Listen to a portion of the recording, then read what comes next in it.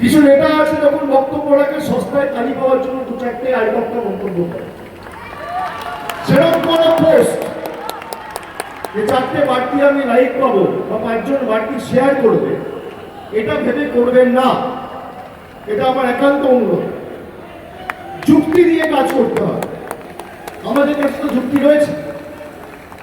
আমরা যুক্তি, তথ্য, পরিসংখ্যান দিয়ে মানুষের কাছে সত্য তুলে ধরব।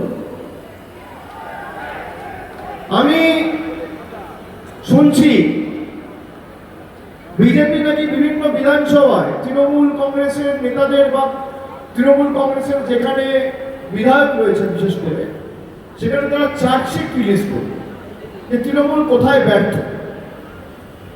সাধারণ মানুষেরও জানা উচিত, আপনাদেরও জানা উচিত। এই যে আমরা বলি 2 লক্ষ কোটি টাকা কেন্দ্র সরকার আটকে রেখেছে, বাংলায় সব মিলিয়ে 294টা বিধানসভা রয়েছে। 294টা বিধানসভা মানে একটা বিধানসভার 680 কোটি টাকা এই নরেন্দ্র মোদী সরকার গায়ের জোরে আটকে রেখেছে।